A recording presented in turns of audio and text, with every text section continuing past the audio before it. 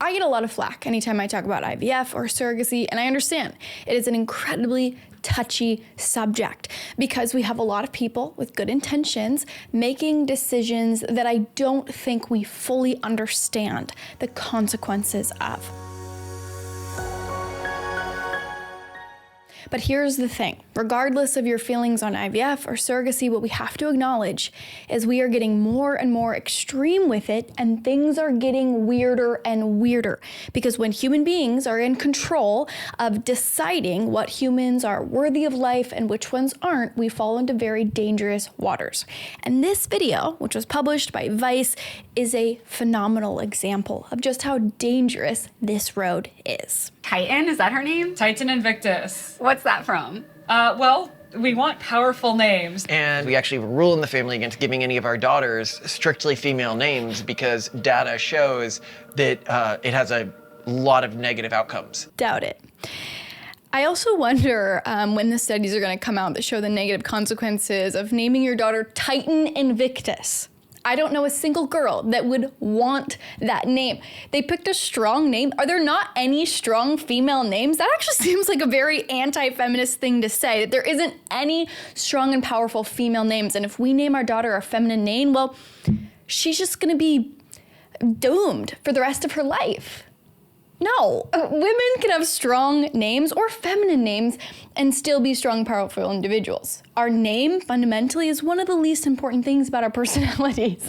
It may add to who you are, but just because you have a frilly, fluffy, beautiful feminine name does not mean you are weak. And to say otherwise is kind of offensive. Yeah, so what we got from Genomic Prediction was just a really simple report, which I actually quite like. And so did you do IVF so that you could get data on your embryos? Yeah, we already had all of our embryos that we needed to have 7 kids. We had 26 embryos. So what they're saying is they've already created 26 embryos.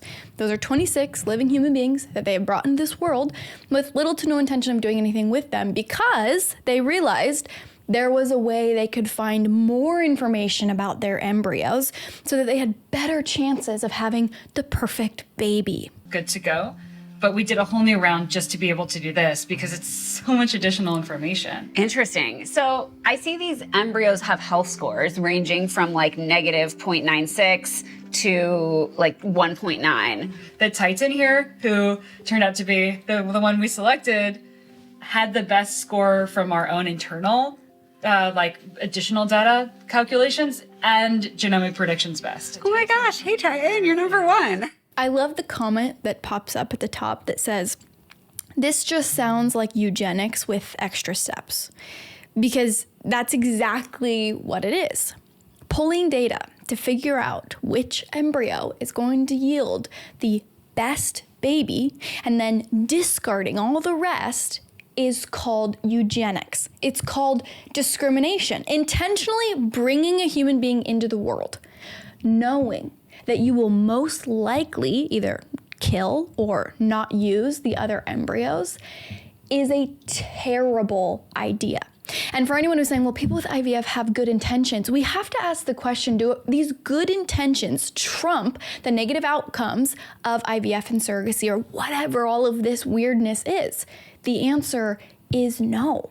Creating dozens and dozens of embryos to hopefully create the perfect baby isn't a good idea. And I don't care how good your intentions may be, you have to think about the consequences of these actions.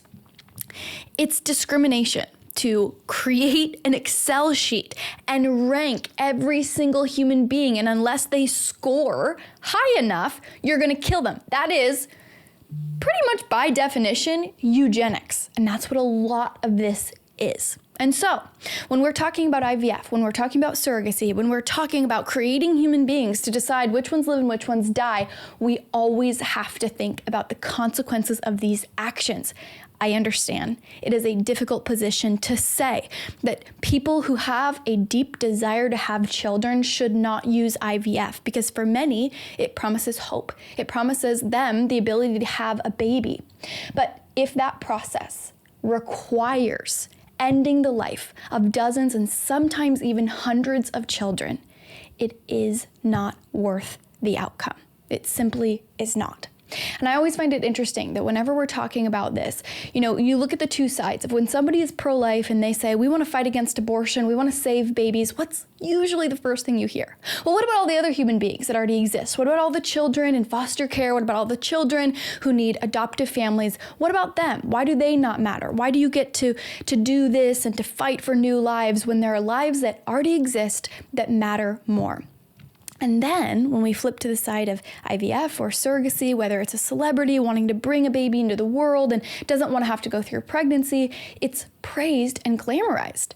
We're not pointing the finger at all the other children in the world who need homes. We're happy that they are artificially creating human beings and discarding dozens of embryos. A glaring issue with all of this is who's the most important in this scenario?